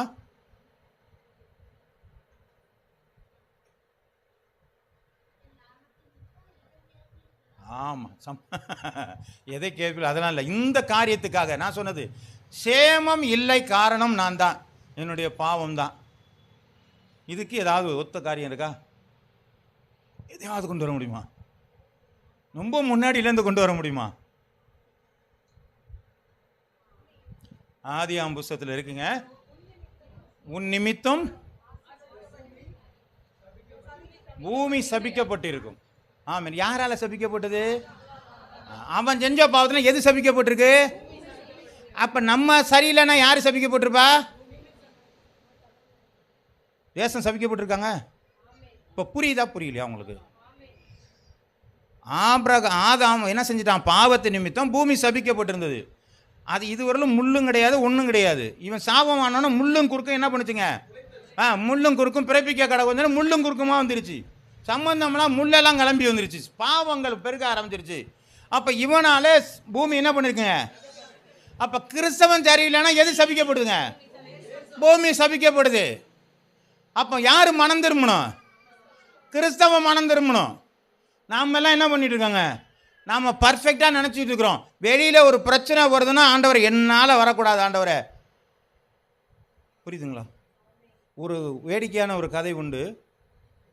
ஒவ்வொரு மனுஷன் மேலேயும் முன்னாடி ஆரம்பத்தில் அந்த இது வரும்பொழுது, அந்த துணுக்கு வரும்பொழுது ஒவ்வொரு இந்தியர்கள் மேலும் 6000 ரூபாய் இந்தியா கடன் வச்சிருக்கு அப்படின்னு சொல்லியிருந்தாங்க. ஒரு மனுஷன் என்ன பண்ணால் அந்த 6000த்தை கவர்மெண்ட்டுக்கு அனுப்பிச்சிட்டு இனி கடன் வாங்கினா என்னிட்ட கேட்காம கடன் வாங்காதான் நான். புரியுதா இல்லையாங்க? வேடிக்கைக்கே சொன்னது, அது கரெக்டெல்லாம் கிடையாது. நீ இனிமேல் என் மேலே 6000 கடன் இருக்குல்ல, அது இனிமேல் என்கிட்ட என்ன செய்யாத, என்கிட்ட கேட்காம நீ என்ன செய்யாத கவர்மெண்ட்டு. ஆமாம் ஆமாம். அது மாதிரி உலகத்தில் பாவம் இருக்கிறதுனால யாருனால பாவம், யாருனால பாவம் சொல்லவே மாட்டேங்கிறமே. கிறிஸ்தவம் இருக்கிறதுனால பாவம், கிறிஸ்தவர்னால தான் பாவம் வருது. ஆண்டவரே, நான் கிறிஸ்தவர்கள் எல்லாத்தையும் நான் சரி பண்ணுறேன்னு இல்லையோ, முதல்ல என்ன சரி பண்ணுறேன், இதை தான் நான் சொல்கிறேன். முதல்ல நம்மளை சரி பண்ணுவாங்க, அவங்கள சரி பண்ணிக்கிட்டா ஒட்டுமொத்த தேசமும் சேவமாக மாறிடும். ஆமேன். வசனத்தை என்னைக்கு கேட்குறோமோ நம்ம முதல்ல மாற ஆரம்பிக்கும். அடுத்தவங்களை பற்றி கவலை இல்லைங்க, மாறுறாங்க மாறலை, அவங்களுக்கு ஒரு டைம் வச்சுருப்பார் ஆண்டவர், அது அவங்கள பாடு. முதல்ல நம்ம மாறுகிறோமா இல்லையாங்க, அவனை பார்த்துட்டு ஆமாம் பாவத்திலாம் இருக்கானா நல்லா இருக்கானையா, நீங்கள் அதை பார்க்கவே பார்க்காதீங்க. நீங்கள் நல்லா இருக்கணும்னா நீங்கள் ஆண்டவருக்குள்ளே தேடி வாங்க. ஆமென். கர்த்தருடைய நாமம் மகிமைப்படுவதாக. சரி, அப்போ இன்னொரு வசனத்தை வாசிக்கலாம். அப்போ இந்த மாதிரி கேரிக்கை போடும் என்று சொல்லி இப்படிப்பட்ட மனம் நமக்குள்ளாக வர வேண்டும். நாம தான் பொறுப்பாளி அப்படிங்கிற ஒரு எண்ணம் நமக்குள்ள என்ன செய்ய வரணுங்க. ஆமாம், ஜனங்கள் அழிந்து போகிறாங்க, ஜனங்க பாவப்படுறாங்க அப்படின்னா நான் தரப்பில் நிற்கல, நான் என்னுடைய பாவத்தை நான் என்ன செய்யலை அறிக்கையிட்டு பாவம் மன்னிப்பு பெறலன்னு அர்த்தம். பாரிக்கலாம் 1 தீமோத்தேயு புஸ்தகம் 5வது அதிகாரம் 6வது வசனம். இல்லைம்மா, 1 தீமோத்தேயு 5:6. சுகபோகமாய் வாழ்கிறவன். அப்போ உலகத்தில் சுகபோகமாக வாழ்கிறவன் என்ன பண்ணுறாங்க அப்படின்னா என்ன அர்த்தம்? சுகபோகமாய் வாழ்கிறவன் என்ன அர்த்தம்? வசதி வாய்ப்பு, வசதி வாய்ப்பு இருந்தா செத்தவனா? சொஃபிசியேட். அதுக்கு ஒரு தமிழ் அர்த்தத்தை சொல்லுங்க. அதெல்லாம் இல்லை, சுகபோகமாய் வாழ்கிற காரியம். இந்த லாசர்னு ஒருத்தர் இருந்தார். அவர் ஆடம்பர வார்த்தைன்னு சொல்லலாம். அவர் வாசலில் யார் இருந்தா? லாசர் என்ன பண்ணாருங்க, ஒரு ஐஸ்வர்யண்ட் வாசலில் இருந்தான். அவன் எதெல்லாம் குப்பை தொட்டியில் போய் விழுவுதோ அதெல்லாம் என்ன பண்ணாங்க, அதை எடுத்து சாப்பிட்டுட்டு இருந்தான். அதுதான் அவனுடைய ஜீவனமாக இருந்துச்சு. அப்பப்போ அந்த வாசல்லையே தானே போயிட்டு இருப்பான் ஒருத்தன். ஒருத்தன் உடம்பு சரியில்லாமல் பருக்கள் நிறைந்தவன ஒருத்தன் உக்காந்துருக்கிறானே, வியாதியாக இருக்கிறானே, நம்மகிட்ட ஏகப்பட்ட சாப்பாடு இருக்க, அவனுக்கு கொஞ்சம் சாறு போடுங்க, டெய்லி அவனுக்கு கொஞ்சம் சோறு போடுங்கயான்னு போட மனதில்லை. நான் மட்டுமே வாழ்ந்தா போதும்னு நினைக்கிறவன் தான் சுகபோகமாய் வாழ்கிறவன். அவன் உயிரோட செத்தவன் சொல்லி வேதம் சொல்கிறது. ஆமேன். இப்போ நான் பூரணராகணும்னு சொன்னேன் பார்த்தீங்களா, மறிச்சிட்டு நான் எப்படி வாங்கணுங்க? அப்போ இதுதான் பூரணம். தேசத்திற்காக நான் பாடுபட வேண்டும், ஜனங்கள் அழிந்து போவதற்காக நான் என்ன பண்ணணுங்க, பாடுபட வேண்டும். இதுக்கான தான் என்னுடைய பூரணராகிற காரியம். அப்போ அடுத்தவனை பற்றி கவலைப்படாமல் நான் சுகபோகமாய் வாழ்ந்தா நான் செத்தவனாக இருக்கிறேன். அதனால நான் என்ன செய்யக்கூடாதுங்க, நீங்கள் வசதியாக வாழக்கூடாதுன்னு சொல்லல. நாங்கள் இப்போ நான் அதுக்காண்டி 2 வீலர் வாங்கக்கூடாதாங்க, நாங்கள் 4 வீலர் வாங்கக்கூடாது. வாங்குங்க, உங்களுக்கு ஒன்றும் தப்பே சொல்லலை. தேவைகளுக்காக வாங்குங்கள். ஆமே. ஆடம்பரத்திற்காக நம்ம வாங்கும் பொழுது அது நமக்கு என்ன செய்யுங்க, அதுதான் சுகபோகம். புரியுதா இல்லையாங்க? ஆமே. கொஞ்சம் கஷ்டமாக இருக்கா? நான் கல்யாணத்துக்கு போகும்பொழுது என்கிட்ட இருக்கிறது ஒரு செயின், அதோட போனால் பரவாயில்ல. ஆனால் அடுத்தவங்கள்ட்ட கடன் வாங்கிட்டு போனால் ஏதோ ஒன்றை காட்ட விரும்புகிறோம். புரியுதுங்களா? அங்கே தான் நம்ம மாட்டிக்கிறோன்னு அர்த்தம். ஆமேன். புரியுதுங்களா இல்லையாங்க? அப்போ என்னை வாழ்வில் நான் பெரிய ஆளாக நீங்கள் காட்டுகிறதற்காக பிரயாசப்படாதீர்கள். உங்களால் என்ன முடியுமோ அதை மட்டுமே பண்ணுங்க. நீங்கள் அடுத்தவங்களுக்காக வாழ நினைக்க, உங்களுக்காக மட்டுமே நீங்கள் வாழ நினைப்பீர்களானால் சுகபோகமாய் வாழ்கிறவனாக இல்லை. ஆமேன். புரியுதுங்களா? புரியலையா? கடினமாக இருக்கா? ஒன்றுமே சொல்ல மாட்டேன். புரியுதா இல்லையாங்க? நமக்காக மட்டும்தாங்க வாழணும். நான் அடுத்தவனுக்காக நான் எப்படிப்பட்டவன் பார்க்குறியாங்க, அதெல்லாம் எனக்கு வாழணுங்கிற அவசியமே கிடையாது. அவன் ஒரு நாள் திட்டுவான், நீங்கள் நிறையா வச்சுருந்தீங்கனாலும் திட்டுவான், ஒன்றும் இல்லைனாலும் திட்டுவான். அதை பற்றி நமக்கு இல்லை. நான் என் குடும்பத்துக்காக நல்லா இருக்கேனா, என் பிள்ளைகளை நல்லா பார்த்துக்கிறேன், என் மனைவியை நல்லா பார்த்துக்கிறேனா, என் பெற்றோர்கள் நல்லா அவ்வளோதாங்க, பிரச்சனை முடிஞ்சிச்சுங்க. சுகபோகமாய் வாழ்கிறவன், ஆடம்பரமாய் வாழ்ந்து யாரை பற்றியும் கவலைப்பட மாட்டேன், எனக்கு மட்டும் தான், என்னை மட்டும் நான் பார்த்துக்கிட்டா போதுங்கிறவன் வாழ்கிறவன் உயிரோட செத்தவன். அந்த மாதிரியான ஒரு வாழ்க்கை நமக்குள்ளாக என்ன செய்யாதுங்க, பூரணப்படுத்தாது. வாசிக்கலாம். யாக்கோபு எழுதின புஸ்தகம் 5வது அதிகாரம் 3வது வசனம்.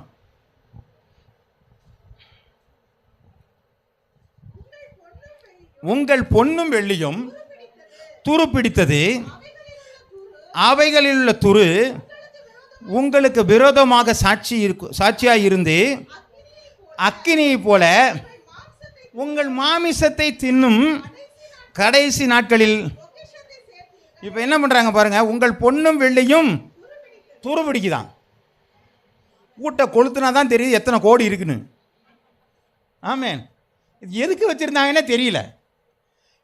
புரண்டா தானே வெளியில் பொருளாதாரம் புரண்டா தானே என்ன பண்ணுங்க, பொருளாதார குறைவு வரும். நீங்கள் எல்லாத்தையும் கொண்டு போய் அடைச்சி வச்சுருந்தா என்ன ஆகும், தூரு பிடிக்கும், பற்றிக்கிட்டு எரியுது. அப்புறம் தான் அது வெளியே வர. இவ்வளோ வச்சுருக்கிறாரா அவர். ஆமேன். தூரு பிடிக்குது. அது என்ன பண்ணுங்க, உங்கள் மாமிசத்தை என்ன பண்ணுங்க, தின்னும். நிறைய சேர்த்து வச்சுருந்தீங்கன்னா உங்களோட மாமிசத்தை அது என்ன பண்ணிவிடுங்க, பயந்தே செத்துருவோம். நம்ம கிட்டுக்கிட்டுன்னு சத்தம் கட்டால் என்ன பண்ணுவோம், ராத்திரில எந்திரிச்சு உட்காந்தா நீ தூக்கம் போச்சு. ஆமேன். புரியுதா இல்லையாங்க?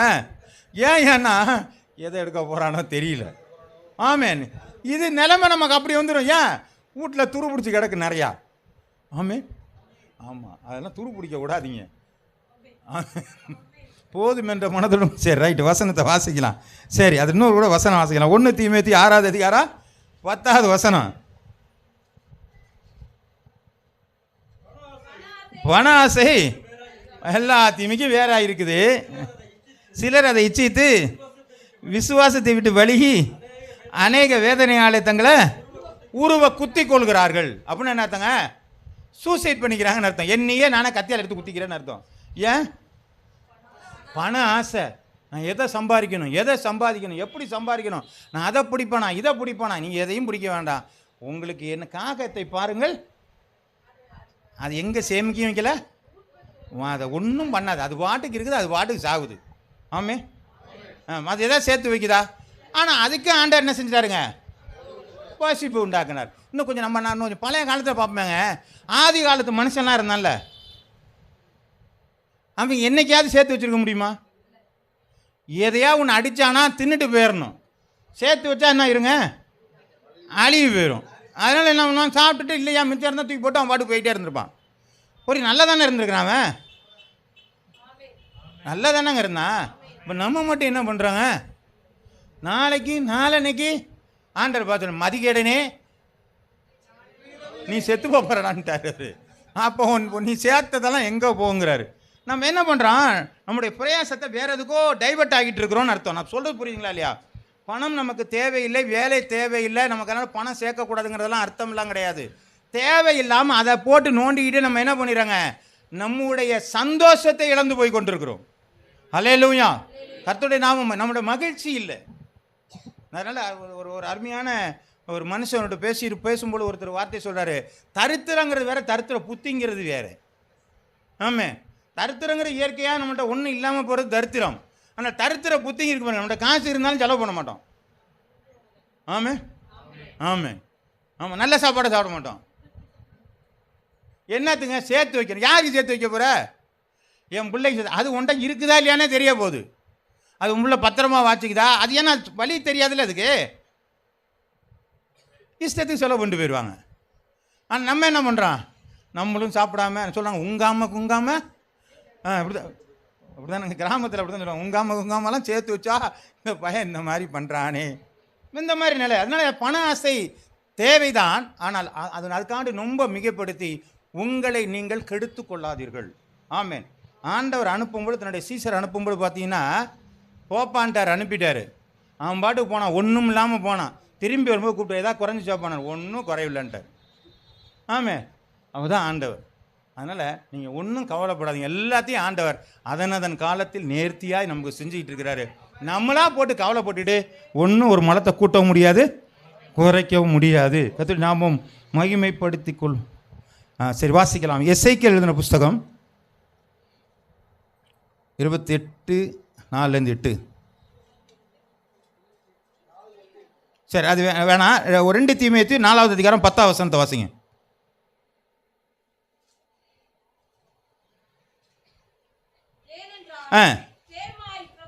தேமாய் பிரபஞ்சத்தின் மேல் ஆசை வைத்து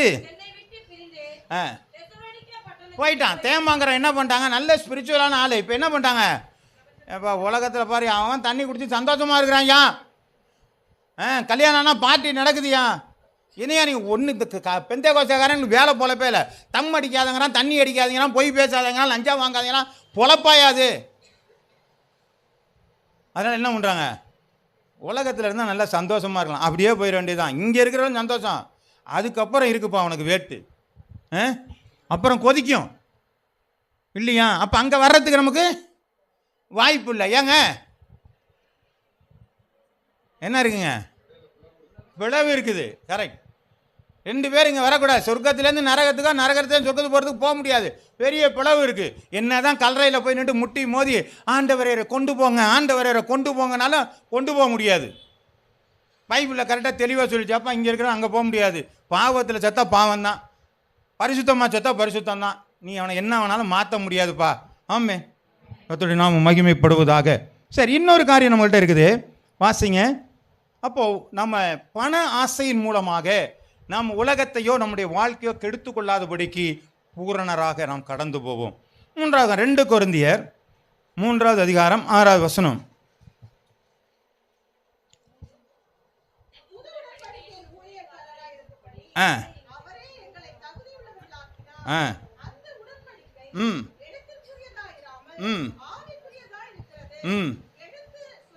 எடுத்து கொள்கிறது, ஆவியை உயிர்ப்பிக்கிறது. அப்போ நம்மளாம் எந்த உடன்படிக்கையில் இருந்திருக்காங்க?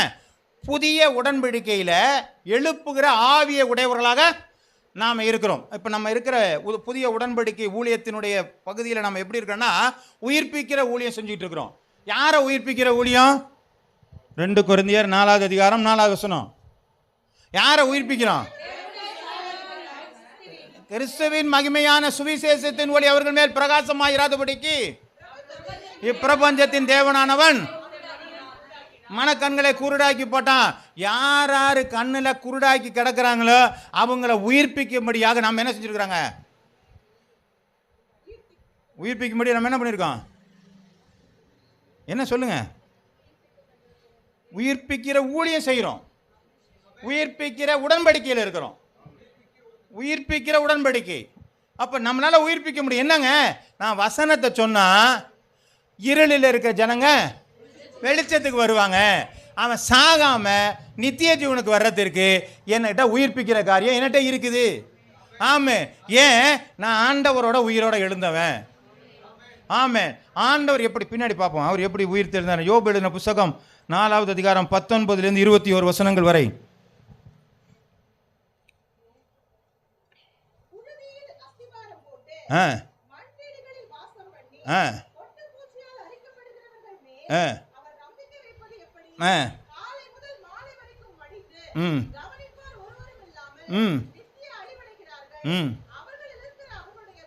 மேன்மை ஞானம் அடையாம சாகுறாங்க. இன்னைக்கு ஜனங்கள்கிட்ட என்ன இல்லைன்னு கேட்டால் ஞானம் இல்லை, தேவனை அறிகிற அறிவு இல்லை. அதனால தான் அவங்க செத்துக்கிட்டு இருக்கிறாங்க. ஆண்டவரை தேடுற அறிவு இல்லை, ஞானம் இல்லை. சங்கீதம் 19:7 எடுத்து வாசிங்க. கர்த்தருடைய வேதம் குறைவற்றதும் ஆத்துமாவை உயிர்ப்பிக்கிறதா இருக்கிறது. கர்த்தருடைய சாட்சி சத்தியம் பேதையை ஞானியாக்குகிறது. அப்போ அங்க இருக்கிற இந்த ஞானம் அடையாம சாகுறாங்களே, அவங்கள பேதையாய் இருக்கிறவங்கள ஞானியாக்குறது எதுங்க? வேதம். அப்ப அந்த வேதம் யாருக்கு தெரியுது? நமக்கு தெரியுது. அப்ப நம்ம என்ன பண்ண முடியும்? அவர்களை உயிர்ப்பிக்க முடியும், அவர்களுக்கு ஞானத்தை கொடுக்க முடியும். ஆமே, இதுதான் பூரணரான காரியம். நான் ரட்சிக்கப்பட்டேன் அப்படியே கம்முன்னு இருக்கிறது கிடையாது. நீ குணப்பட்ட பின்பு உன் சகோதரன் என்ன செய்யுங்க? குணப்படுத்து. அதான் பூரணமான காரியம். நான் எனக்கோட நின்றுக்கிட்டேன்னு சொன்னா அப்படி போகவே இல்லை. நீங்கள் பூரணமாகலன்னு அர்த்தம், ஃபுல்ஃபில் ஆக மாட்டேங்கிறீங்க, அறகுறையாக இருக்கீங்கன்னு அர்த்தம். நீங்கள் உங்களை ரட்சிக்கப்பட்ட பிற்பாடு நான் இன்னொருத்தனை ரட்சிக்கப்புள்ள நடத்தினாதான் நான் உண்மையிலே ரட்சிக்கப்பட்டேன்னு அர்த்தம். ஆமென். கர்த்தருடைய நாமம் மகிமைப்படாத. புரியுதுங்களா? ஒரு பாஸ்டர் என்ன பண்ணுறாரா, நீங்கள் என்ன தான் ரட்சிக்கப்பட்டாலும் ஞானஸ்நானத்தை ஒப்பு கொடுத்தாலும் நீ போய் இன்னொருத்தரை போய் நீ அவரை போய் சுவிசேஷத்தை சொல்லி சபைக்கு கூட்டிகிட்டு வந்தால் தான் உனக்கு ஞானஸ்நானம்.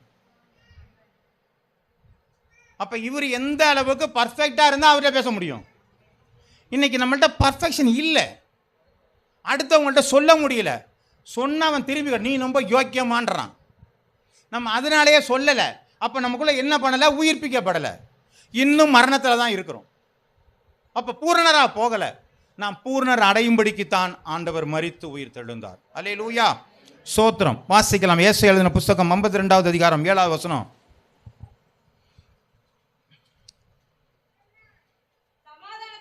சமாதானத்தை கூறி நற்காரியங்களை சுவிசேஷமாய் அறிவித்து ரட்சிப்பை பிரசித்தப்படுத்தி உன் தேவன் ராஜரீகம் பண்ணுகிறார் என்று சீயோனுக்கு சொல்லுகிறேன். சுவிசேஷனுடைய பாதங்கள் மலைகள் மேல் எவ்வளவு அழகாய் இருக்கிறது. கடவுள் எதங்க பார்க்குறாரு? காலை பார்க்குறாரு. யார் காலை பார்க்குறாருங்க? யார் சுவிசேஷம் அறிவிக்கிறாரோ அவருடைய காலை பார்க்குறேன். ஏன் அழகாக இருக்கியா காலு? காலு மூஞ்சியெல்லாம் பார்க்க, அதெல்லாம் பார்க்க மாட்டேன். ஏன்னா அவன் நடந்து திரிஞ்சு என்ன பண்ணியிருக்கான்? அவன் எத்தனையோ பேர் ரட்சிப்புக்குள்ளே நடத்தியிருக்கிறான். அவன் அநேகருக்கு சுவிசேஷத்தை அரைச்சிருக்கிறான். அதனால ஒரு பாதம் தான் அழகாக இருக்குது. அது தேஞ்சிருக்கான். ஆமாம், தேஞ்சது தான் அழகு. புரியுதுங்களா? நம்முடைய பூரணம் எங்கே இருக்குன்னா சுவிசேஷம் அறிவிப்பதிலே இருக்க வேண்டும். ஆமென். சரி, இப்போ வசனங்களை வாசிக்கலாம். தானியேல் எழுதின புஸ்தகம் 12வது அதிகாரம் 3வது வசனம்.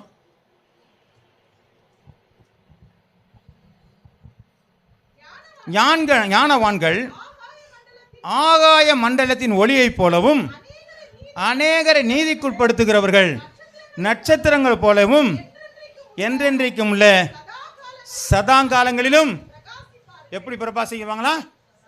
சதா காலங்களிலும் பிரகாசிப்பார்கள். இன்னைக்கு நம்ம ஒரு ஸ்டார்னு சொல்லிட்டு நமக்கு என்ன பண்ணாங்க? பின்னாடி போய் செல்ஃபி எடுத்துக்கிறோம் இல்லைங்களா? பின்னாடி போய் என்ன பண்ணுறாங்க? ஆமாம், ஏங்க நாங்கள் அந்த நடிகரோட போய் நாங்கள் ஸ்டாரோட போய் என்ன பண்ணிட்டோம்? ஃபோட்டோ எடுத்துட்டாங்க. அவர் சீசன் மறைஞ்சில் என்ன பண்ணுவாருங்க? அவர் எப்படி இருப்பாருங்க? எரி நட்சத்திரம் மாதிரி போய் விழுந்துருவார் கீழே. புரியுதுங்களா? எரி நட்சத்திரம் பொத்துன்னு விழுதுல அது மாதிரி என்ன விழுந்துருவார் அவர். ஆனால் நீங்களும் நானும் எதனால? அது என்ன வசனத்தை வாசிங்க. ஞானவான்களா ஆகாய மண்டல ஒளியை போலவும் அநேகரை நம்ம நீதிக்குட்படுத்துறதுனால. அப்போ ஆண்டவர் எப்படி அநேகரை பாவத்திலிருந்து விடுதலையாக்கி அவர்களை பூரணராக்கினாரோ அதே போல நம்மையும் ஆண்டவர் மற்றவர்களை உயிர்ப்பிக்கிற ஆவியை நமக்கு கொடுத்திருக்கிறார். அப்போ நாம அப்படி செஞ்சா நம்ம எப்படியா இருக்கிறோமாங்க? நட்சத்திரங்களை போல என்றென்றைக்கும் சதா காலங்கள். நமக்கு ஒரு நாள் என்ன இல்லைங்க, மார்க்கெட்லாம் போகாது. எப்போதுமே நட்சத்திரம் தான் நம்ம. ஆமே, கர்த்தருடைய நாமம் மகிமைப்படுவதாக. அப்போ இந்த ஞானம் எப்படி வருது? லூக்கா எழுதின புத்தகம் 1வது அதிகாரம் 78வது வசனம். அப்போ நம்ம எப்படி பிரகாசிக்கிறோமா? அந்தகாரத்திலும் மரண நீரிலும் உட்கார்ந்திருக்கிறவர்களுக்கு வெளிச்சம் தரவும். அப்போ யாருங்க அது? இந்த வசனம் யாரை சொல்லுது வெளிச்சம்னு? யோவானை பற்றி சொல்லுது. அந்த வசனம் யோவானை பற்றி சொல்லிட்டு இருக்கு. அந்தகாரத்திலும் மரண நீரிலும் உட்கார்ந்திருக்கிறவர்களுக்கு வெளிச்சம் தரவும் என்று சொல்லி யோவானை பற்றி சொல்லப்பட்டிருக்கிறது. அப்போ அவர் பிரகாசிச்சாரு, இந்த உலகத்தில் பிரகாசிச்சாரு. அடுத்து ஒரு வசனத்தை வாசிங்க. மத்தேயு 4:15 வாசிங்க. இருளில் இருக்கும் ஜனங்கள் பெரிய வெளிச்சத்தை கண்டார்கள், மரண இருளின் திசையில் இருப்பவர்களுக்கு வெளிச்சம். இது யாரை சொல்றது? இயேசு கிறிஸ்து சொல்லி முதல்ல வெளிச்சமாக வந்தது யாரு? புதிய ஏற்பாட்டில் யோவான் ஸ்நானகம் வர்றதுக்காக வழி என்ன பண்ணாங்க? செவை பண்ணணும்னாக வெளிச்சமாக இருந்தார், வண்ணாந்தரத்தில் சத்தமாக இருந்தார். அடுத்து ஒரு வெளிச்சம் வருது. அவர் என்ன செய்கிறாருங்க? அவர் எப்படி வெளிச்சமாக இருக்கிறாரா? முதலில் சொன்னது தான் மரண இருளில் இருக்கிற திசையில் இருக்கிறவர்களுக்கு. இப்போ இவரும் வெளிச்சமாக வந்தார். இயேசு கிறிஸ்து எப்படியா இருக்காருங்க? வெளிச்சமாக வந்தார். மத்தேயு 5:14 எடுத்து வாசிக்கலாம். நீங்கள் உலகத்திற்கு வெளிச்சமாக இருக்கிறீர்கள், மலை மேல் இருக்கிற பட்டணம். அப்ப நம்மளும் யாருங்க? அப்ப நம்மளும் எப்படியா இருக்கிறாங்க? உயிர்ப்பிக்கிறவர்களாக இருக்கிறோம். ஆமென். அப்ப உயிர்த்தெழுந்த ஆண்டவர் இன்னைக்கு மரித்து போய் இருக்கிறவர்களை உயிர்ப்பிக்கும்படியாக உங்களையும் என்னையும் வைத்திருக்கிறார். ஆமென். அப்ப அவர் பட்ட பாடு நம்ம பாடாம உயிர்ப்பிக்க வைக்க முடியுமாங்க? போகணும்.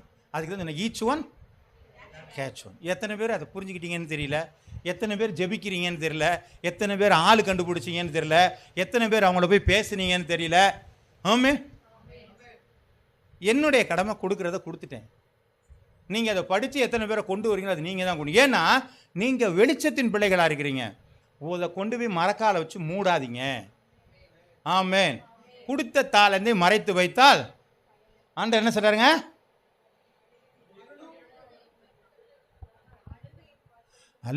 அதுக்கு முன்னாடி ஒரு வார்த்தை ஒன்று பேசுறாருங்க. அவரு அந்த ஊழியக்காரனை பற்றி ஒரு வார்த்தை சொல்றாரு.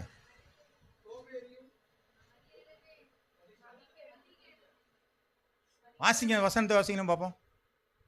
எங்க இருக்குன்னு கண்டுபிடிங்க.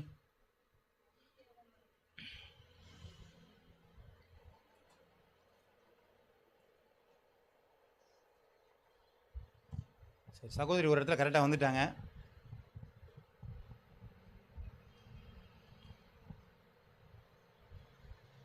கெஸ்ஸியால் அவங்க சொன்னதுக்கு ஓரளவு கரெக்டு. சொல்லுங்கம்மா திரும்ப.